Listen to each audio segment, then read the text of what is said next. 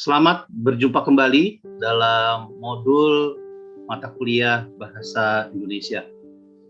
Kita kembali melanjutkan pembelajaran Bahasa Indonesia dengan topik bahasa formal dan informal. Kita akan membahas topik ini bersama dengan Bapak Jonter Pandapotan Sitorus. Beliau adalah dosen pengampu mata kuliah Bahasa Indonesia di Fakultas Liberal Arts Universitas Pelita Harapan. Silakan Pak Jonter jika mau menyapa rekan-rekan mahasiswa. Ya, terima kasih Pak Kusman. Halo rekan-rekan mahasiswa. Kita bertemu kembali. Semoga dalam topik ini nanti Anda bisa mendapatkan pemahaman yang utuh tentang bahasa formal dan informal. Terima kasih. Baik, Bapak Jonter. Kita langsung saja membahas topik ini. Jadi Bapak Jonter, apa yang bisa Bapak jelaskan apa yang dimaksud dengan bahasa formal dan informal? Silakan Pak Jonter.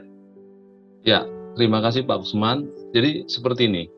Untuk rekan-rekan mahasiswa, sebenarnya konsep bahasa formal dan informal itu lahir karena ketika suatu bahasa Anda ingin gunakan, maka Anda harus memperhatikan yang namanya situasi pemakaian bahasa itu.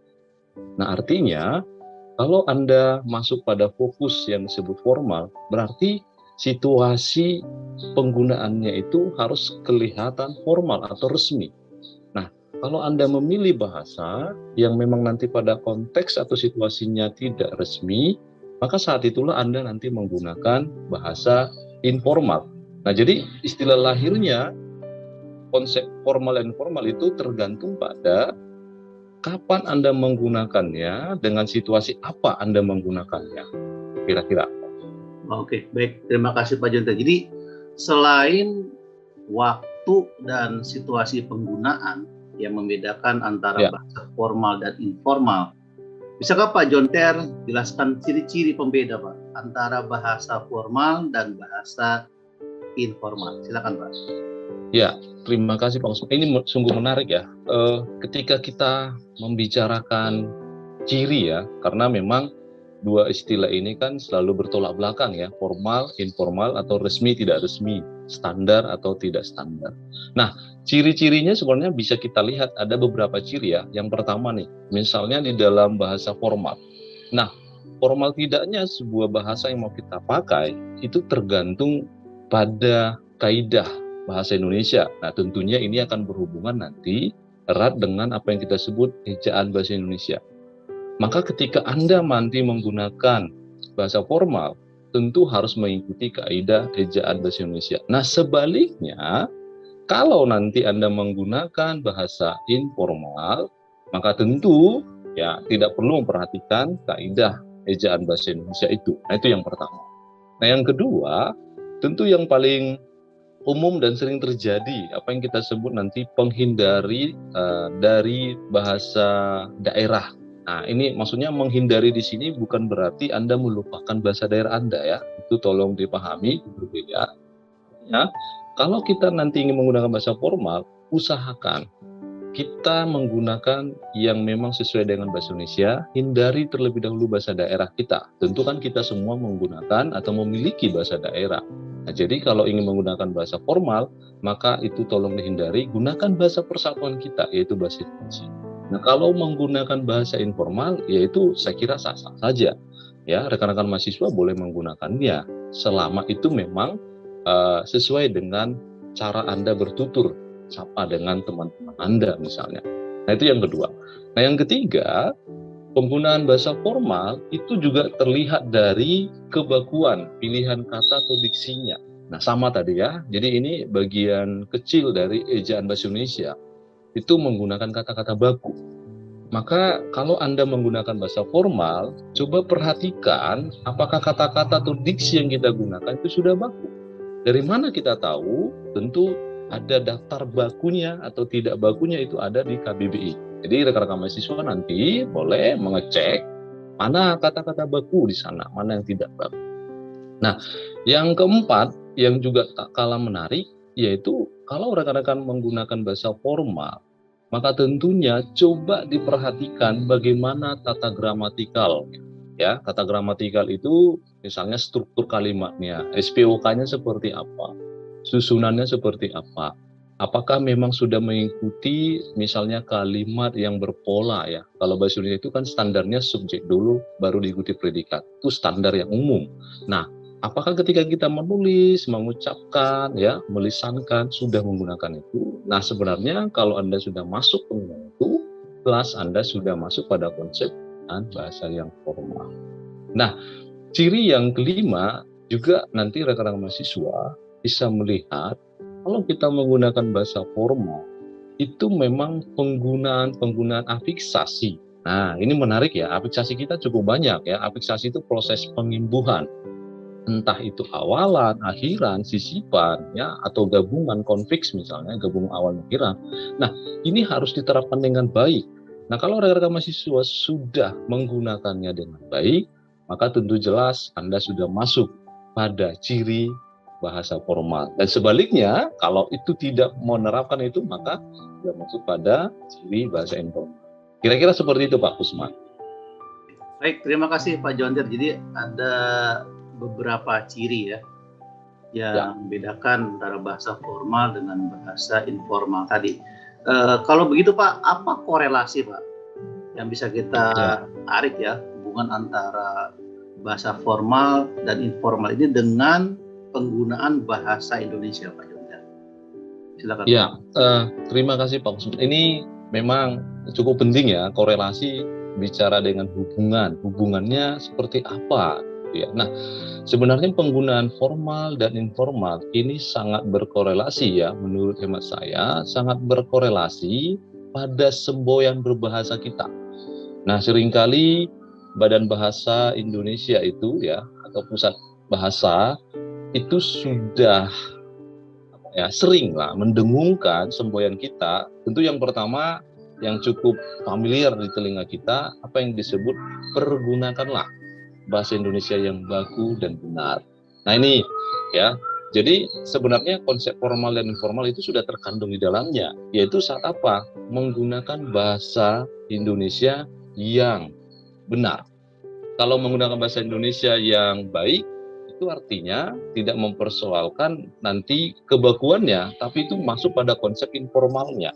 Ya, jadi istilah baik berarti ketika kita bertutur sapa menggunakan bahasa itu serasi, orang memahami, mengerti, tidak mempersoalkan kaidah. Tapi kalau rekan-rekan mahasiswa nanti sudah masuk pada pembicaraan yang benar, maka otomatis kita di sana sudah masuk pada kerangka menggunakan bahasa yang formal atau yang resmi karena sesuai dengan kaidah. Nah, itu yang pertama, hubungannya. Nah, hubungan yang kedua yang cukup juga harus menjadi perhatian kita bersama ya.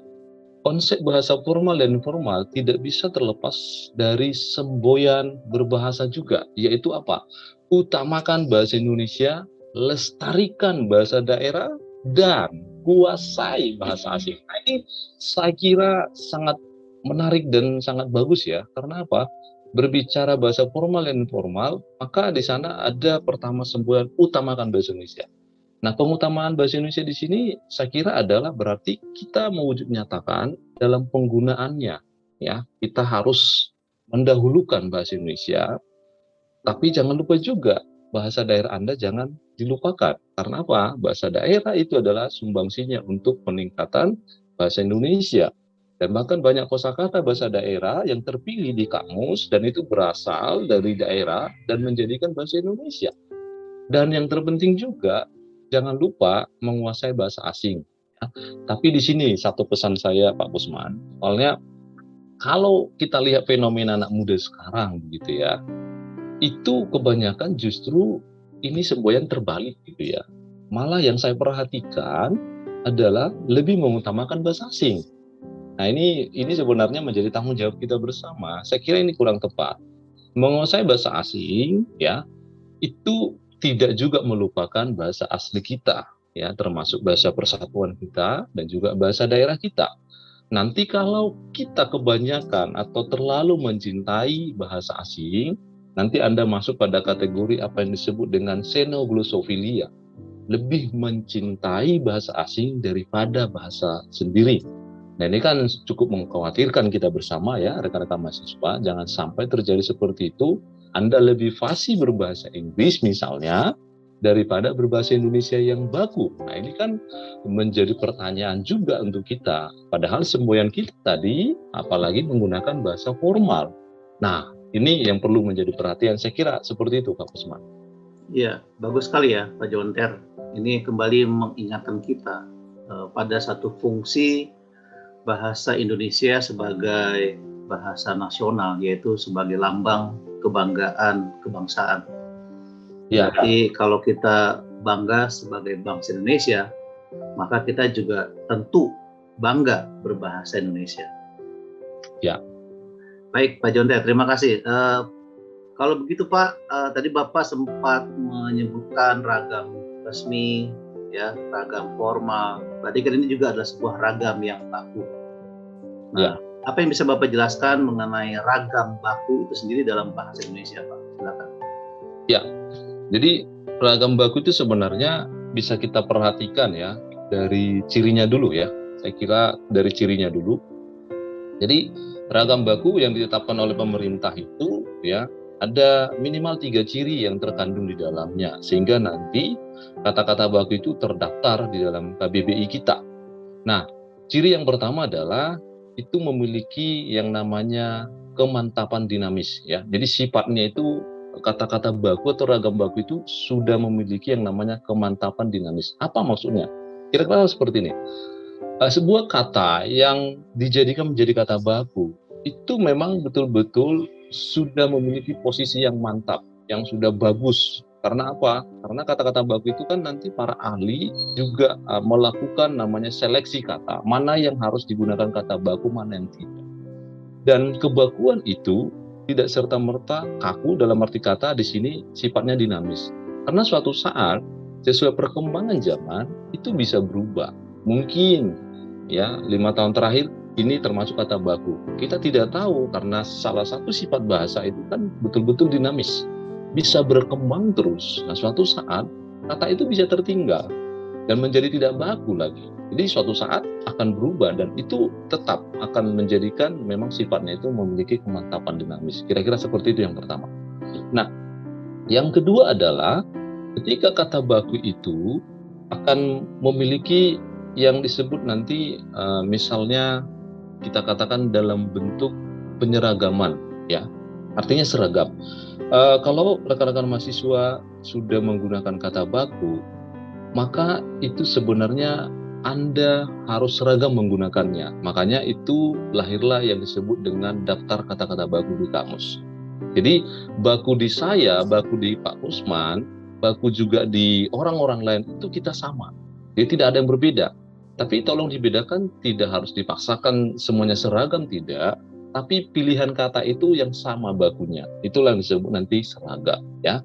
Nah, yang ketiga cirinya adalah sebuah kata-kata yang memang atau bahasa yang resmi, bahasa yang baku, memiliki yang namanya sifat kecendekiaan. Nah, artinya begini, kata-kata yang baku itu memiliki muatan-muatan keilmuan. Ya, coba Anda perhatikan kalau Anda misalnya jurusan kedokteran, Anda jurusan ekonomi, Anda misalnya jurusan hukum, setiap kata-kata bakunya kan ada syarat dengan keilmuan Anda, sehingga dikatakan memiliki kecendekiaan. Jadi kata-kata baku itu tidak hanya sebatas kata, tapi memiliki konsep-konsep penting, ya. Arti sebuah penting yang di dalamnya memuat hal-hal yang berkaitan dengan istilah-istilah prodi kita, jurusan kita, keilmuan kita. Makanya di sana dikatakan kata baku itu kecendekiaan. Nah, saya kira seperti itu Pak Kusman untuk ciri-cirinya. Iya, baik Pak Jonter. Terima kasih banyak atas penjelasan yang diberikan. Saya merasa ini sangat mencerahkan dan sangat menambah pengetahuan dan pemahaman untuk rekan-rekan mahasiswa. Kalau begitu Pak, apa yang mungkin bisa kita simpulkan ya dari materi ini tentang bahasa formal dan informal ini, Pak Jonter?